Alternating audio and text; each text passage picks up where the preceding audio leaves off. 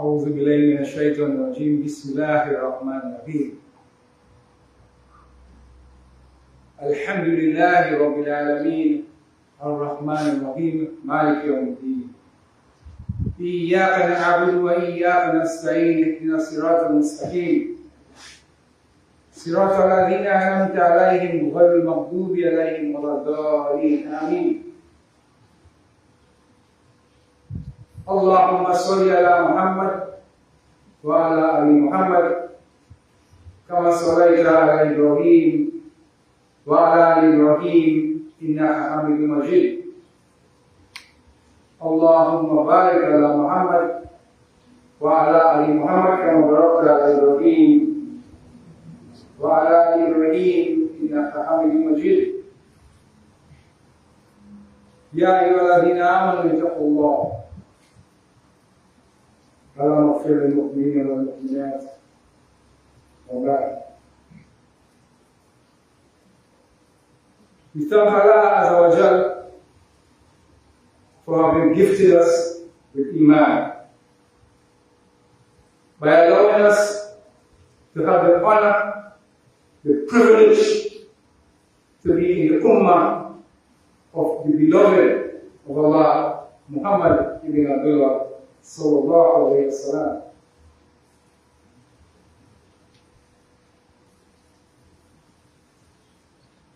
We have entered the month of Rajab. Allah subhanahu wa ta'ala, when He has created everything, and He created 12 months, He designated 4 of them as quote-unquote holy months.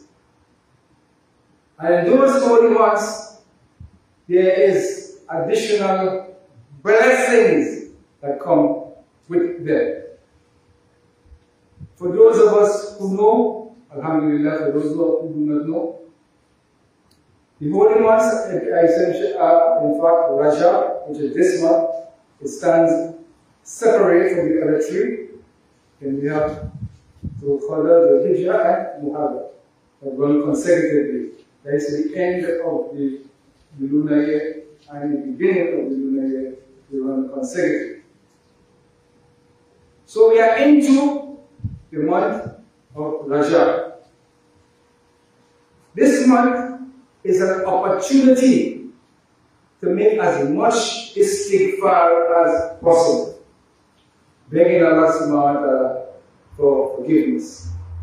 Remember, we talked on several occasions about seasons. Allah subhanahu wa ta'ala has given us seasons as a community so that we could gain blessings, so that we could gain certain additional rewards. We know that Ramadan, Shaban is around the corner, where it also seasons to arrive at greater blessings, to derive great blessings from Allah Azza wa Jalla. So we started off by talking about Iman. We started off by talking about what? Imam. That is what distinguishes a believer from a non-believer. Iman is what distinguishes a believer from a non-believer. And Iman is something that could be cultivated, it's something that could be developed if we use the tools that Allah subhanahu wa ta'ala has given us for that purpose. You see, everything has a purpose. All the amals that Allah subhanahu wa ta'ala has made compulsory upon us are geared towards building Iman. So Allah subhanahu wa ta'ala has made compulsory upon us certain amals that we have to account for as in terms of priority. And then after that, now we start to build additional closeness to Allah subhanahu wa ta'ala by what? Optional good deeds. So the first thing that has to be established is our salah, or compulsory fasting in Ramadan, zakah, hajj, if we have the means to do so. Those are the amals, deeds, practices that are mandatory, compulsory for every believer who has reached the age of puberty.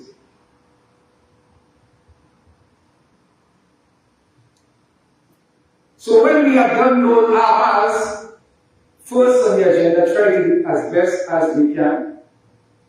Then we become closer to Allah subhanahu wa ta'ala by additional good deeds. So Rajab is upon us. We have entered a season where istighfar is very, very important to be done now at this point in time. Spend time with it. Don't procrastinate. Don't push a little further down the road because you want to pass and you just realize you want to pass. So then we're talking about Iman, essentially, among other things. And we like to reflect on an occasion that took place between 1 year to some people to 16 months before the Hijrah. Before the Prophet migrated from Mecca to Medina. It is called what? Al-Isra wal-Miraj.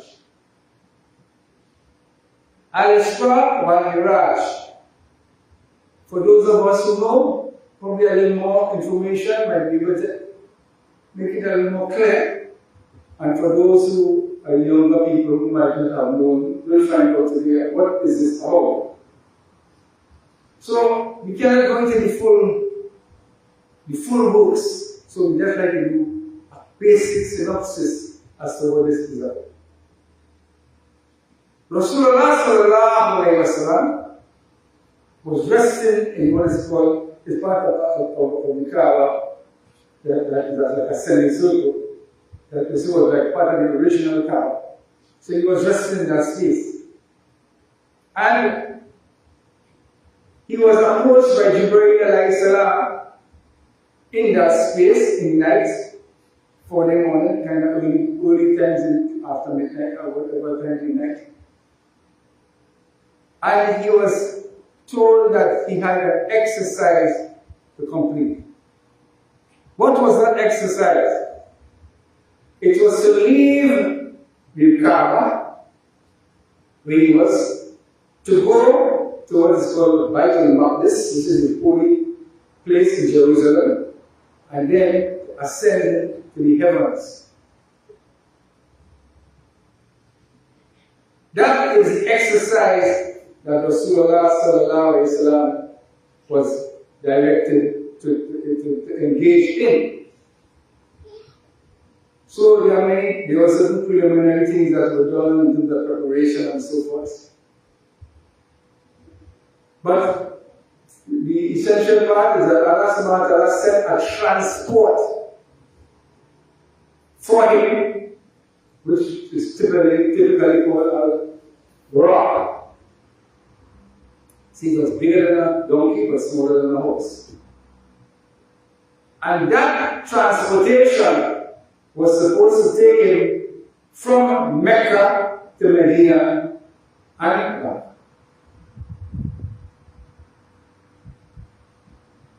And that transportation is different from all known transportations at that time, in that it was able to traverse that journey in moments, in terms of our dimension, in terms of our dimension, in the spiritual dimension that we're in, we're able to traverse that moments.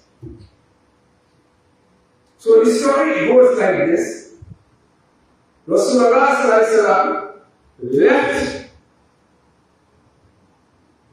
Mecca, went to Medina, and then another transport came to him to carry to the heavens.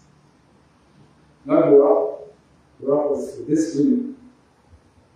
This was like an escalator, if you want to put it that way, and Allah knows best. They say they have it, somebody translations have it, somebody tafsir say that it was like a ladder to the heavens.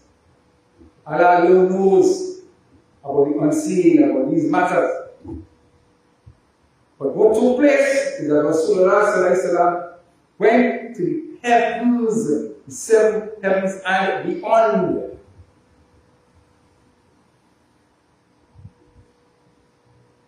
And after all that exercise, returned to Kaaba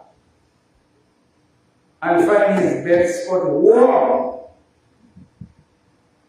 He was lying down, but still warm. So Rasulullah sallallahu alayhi wa sallam was a little taken aback with this. How are you going to tell people this?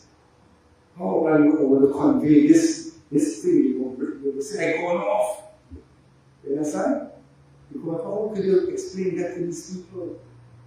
That somebody could leave from Mecca to Jerusalem and back within a night? That's a month's journey. In the transportation that they are accustomed to, the caravans and so forth. So, the Rasul was sitting there quietly, and Abu Jahl is the big enemy of Islam, the fear of his ummah. He came up and asked him to him, is there anything new? Here, the Prophet said, he said, what is the latest caravan? What is the latest Muhammad? Muhammad will be up and say, well, he explained to him what took place, what this dream. So, Abu Jahl said, Kashif. So I can remember, I said, he asked me to provide all the people for the same thing in front of them. I said, all the people. So all the people got Abu Jahl until he said, his score. He called all the people to assemble. And said, hear what this man said. And Rasulullah gave them a story what took place. So, all I can say was, we thought he was mad, now we know him mad. We thought so, but now we're sure he can't move this. So the point Abu Bakr said, you say, here your partner say, what is the position now? He said, whatever he says is true. Whatever he says is true. He says, he tell me that this revelation, the Quran, came down from the Lord of the heavens. And I believe that this kitab came down from the Lord of the heavens, revelation. I believe that. So if no matter what you tell me, it's true. And that's where you get the name Asli, Abu Bakr Asli. And on the other hand now, a lot of people who embrace Islam, when they hear this story, they abandon Islam. The same message, but some people, Abu Bakr Sadiq, stood firmly on the part of Haqq, and the other people capitulate. So this can't be true, and they abandon Islam. So that is the reality of human species. Some people, when they are tested, they capitulate. So, Muhammad sallallahu alayhi wa sallam now, they said, okay, let me do some inquiries into this matter. So a few people say, because they know for a fact that in all his travels, he never went to Jerusalem. So the people who have been visiting Jerusalem, who were among the crowd, they said, all right, if you've been there, give us a detail, give us a word by word as to the location of this and the location of that. So they're quizzing. When Muhammad sallallahu alayhi wa sallam said he started becoming very, very anxious because he wanted, oh man said all these details. And Allah Azza wa Jal put the model of Jerusalem in his vision. And you're able to tell them everything they ask. Spot on. Spot on. So as a result of that, many people became believers. But that's not the whole story. That's part. So Muhammad sallallahu alayhi wa sallam was given the mandate to be the leader of all the Anbiyas, and all of them followed the method in Masjid al-Aqsa, where he led them in Salah. He led them in prayer. So now, at one point, this person, Abu Sufyan was in Jerusalem at a point.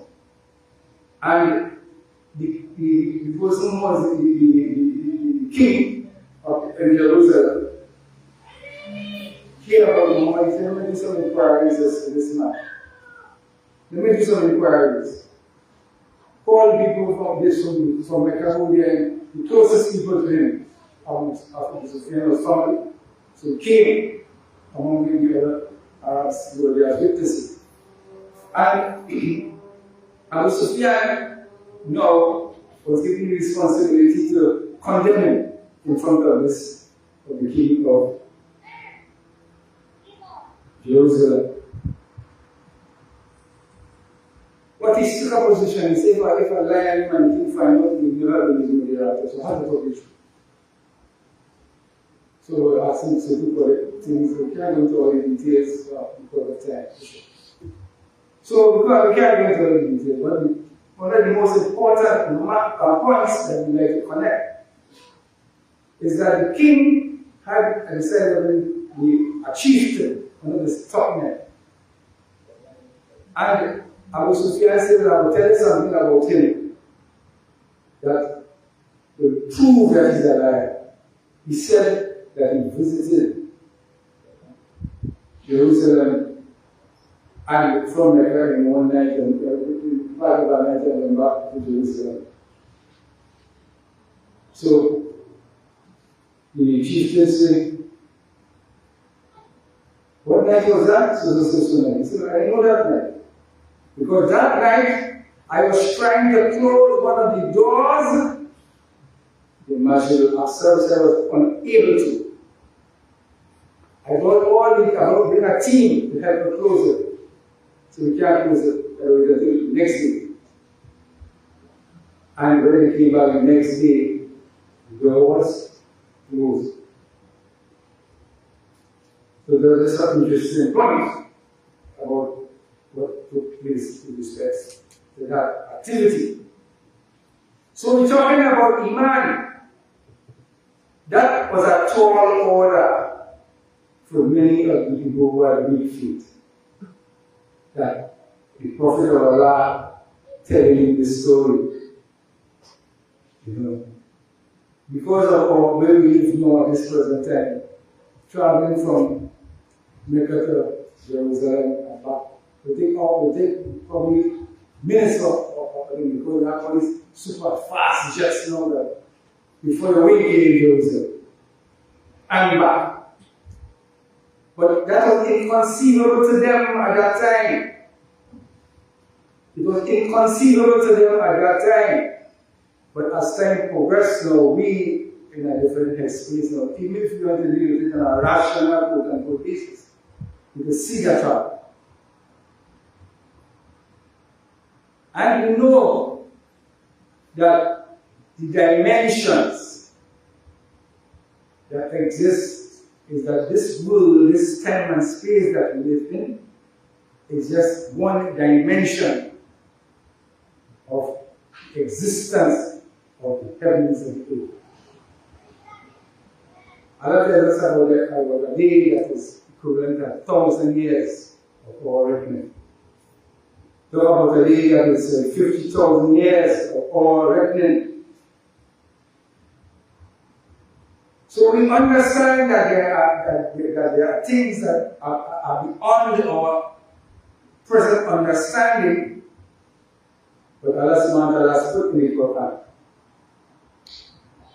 Once, I think I mentioned that sometime before, elderly. So what they do? I said, well, for the time being, Allah will come and shout about our community and Imam, inshallah. So you're Imam. You say, you know what is one of your responsibilities? To help the community to build Imam. Help the community to build Imam. So you have to tell them things that will give them the clarity to be able to become stronger in faith. Because at the end of the day, all that matters is how we work in terms of building Iman, because we always say that Iman is rise and fall. Sometimes you may find yourself in a place that challenging to get for tahajjud.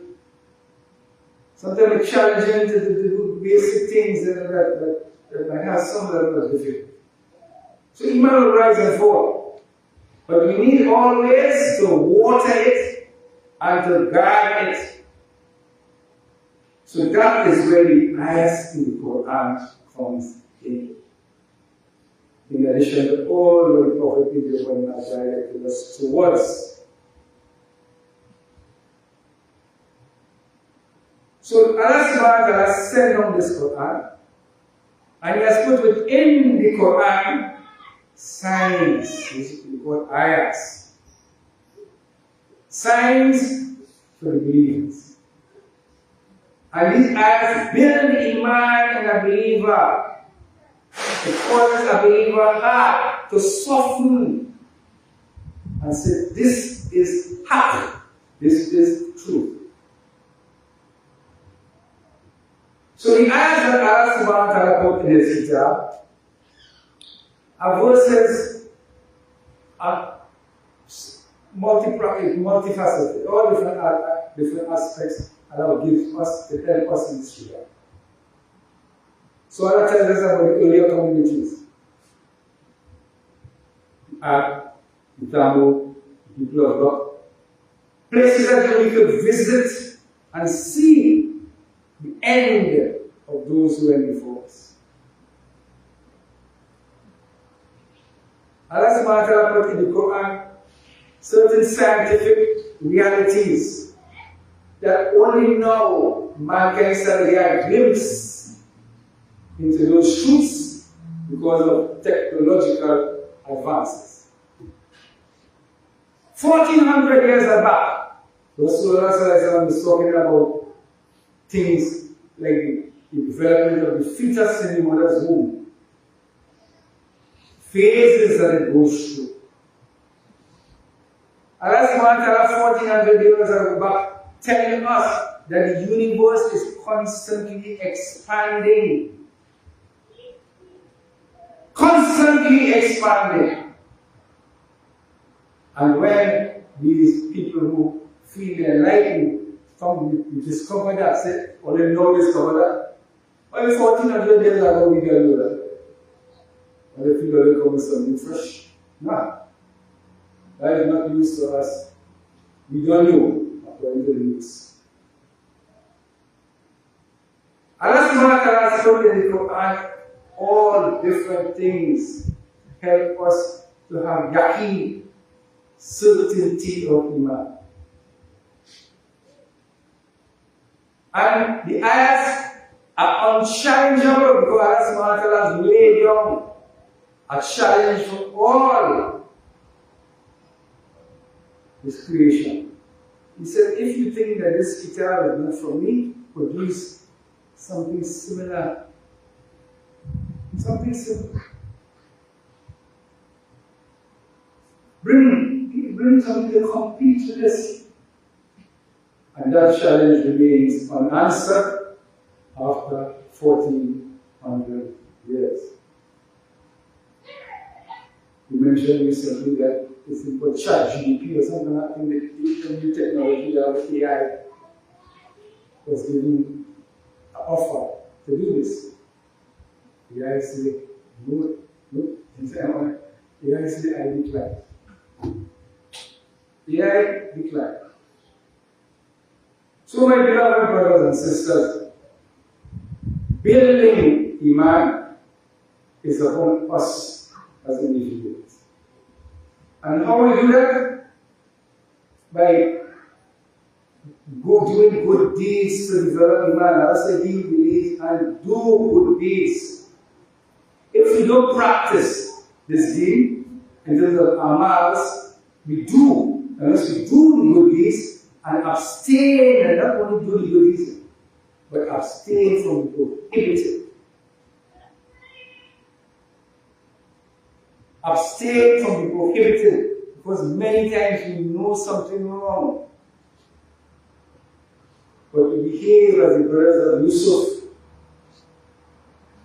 Knowing truly well we do not wrong. But we have enough time to be repentant afterwards.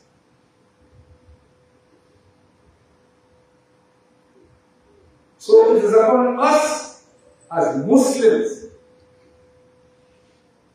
to work on ourselves. So I think that when I look deeper today, I want to dive a little deeper. What keeps us back from the quest of development and growth? We have the contenders in probably that order, Shaitan and his whispers, and our nafs, our egos.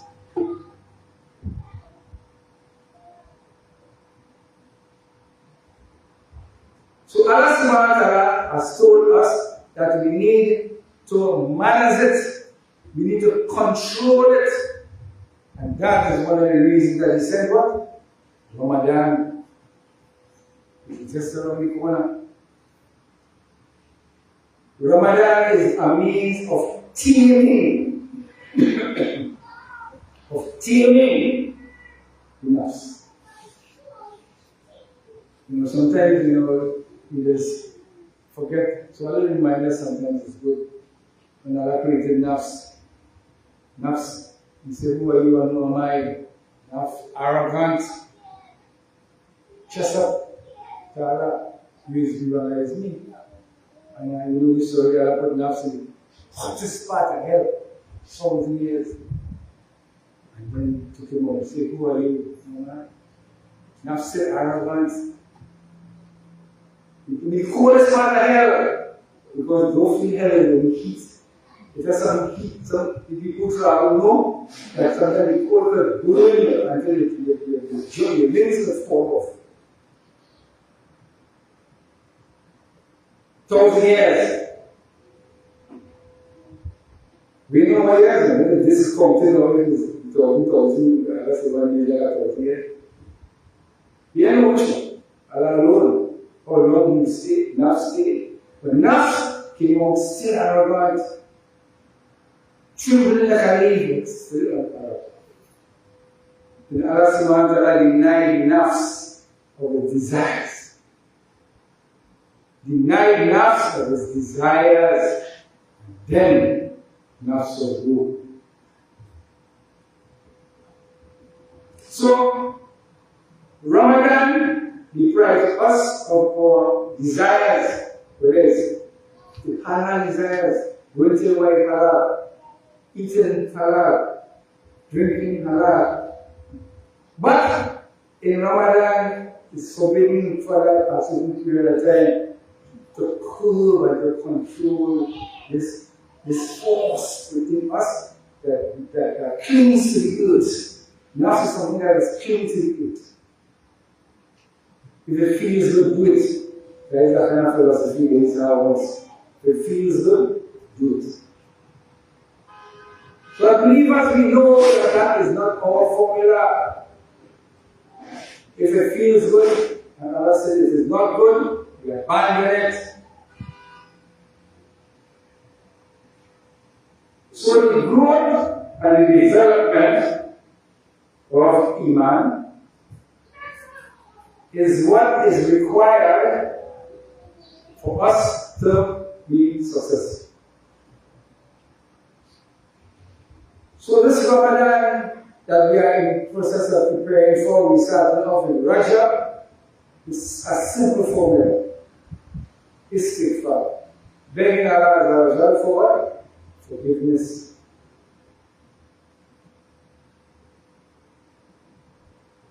By taking measures to ensure we observe the sanctity of this month, by ensuring that our deeds are not done, deeds that are haram, or that we know that we do wrong, because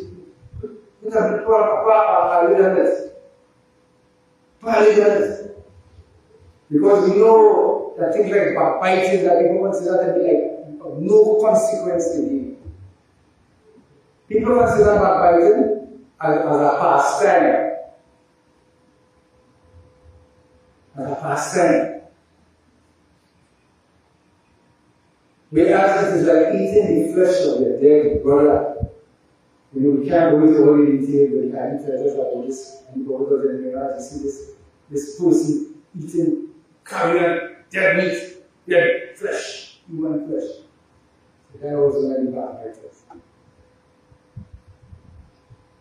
So, Isra and Miraj is another story. We just talk about part of the thing. We didn't talk about the essential. We didn't talk about giving them the salah as a gift. The Prophet passing Subat Mudaka, this is after the 7 heavens, after the Arsh, the Prophet went beyond that.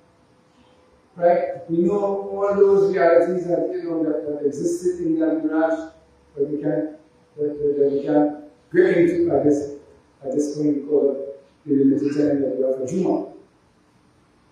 But it's upon us to understand that the test of Imam lies sometimes in believing without question what Rasulullah sallallahu alaihi wasallam said. That's what Imam is about. That's what Abu Bakr said, no matter what he said, it is true. Because he tasted the sweetness of Iman, he understood. He saw. But Iman is something that can be tasted. It's something that we call it the sweetness of Iman. But each and every individual have the responsibility to do their own management. Manage your affairs. I can do for you, you can do for me. All I can do is try to assist by saying certain things and trying to direct the affairs of the community as best as I can, and try to work on myself so at the end of the day I will be a proper example to the community. So that is very, very important. So we cannot go on much longer because of time. But there are many, many, many things. And today we will extracting from tafsir like Ibn Kathir. And this is very easily available. Very, very easily available. You can find it and you can go into it and explore and learn a little more of what is required for our development. So my beloved brothers and sisters, may Allah subhanahu wa ta'ala help us all to reform. May He help us all to have true Iman, because the proof of Iman lies in the obedience of Allah and the Messenger. That is the proof. We cannot say we are a believer until we love Muhammad sallallahu alayhi wa sallam more than we love ourselves. We have the evidence in the hadith with Umar and he said, Ya Rasulullah, I love you more than anything, anyone except myself. Rasulullah said, you have not arrived yet, Umar. You could only have perfect Iman until you love me more than you love your own self.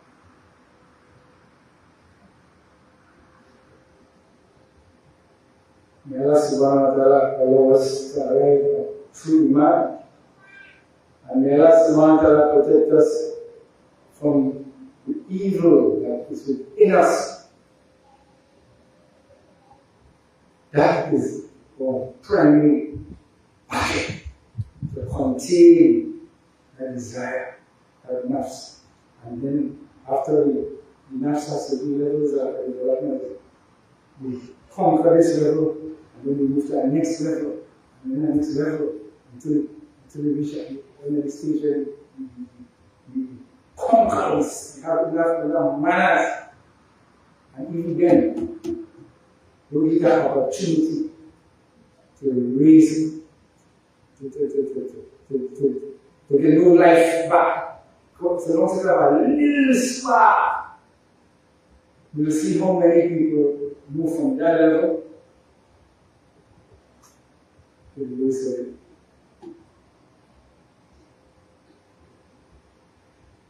It's not something to take for granted. It's something to be continuously working on and building ourselves. اللهم صل على محمد النبي الأمي وعلى آله وأصحابه وسلم.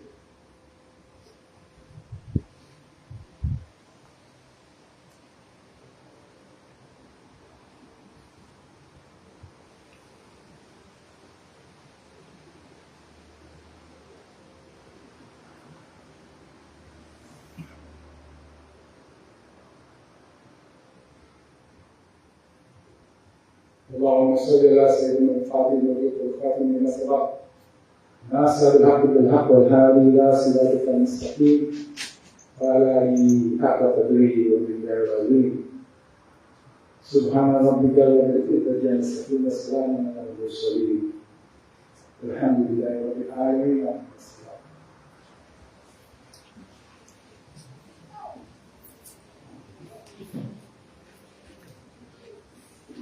الله أكبر الله أكبر الله أكبر أشهد أن لا إله إلا الله أن لا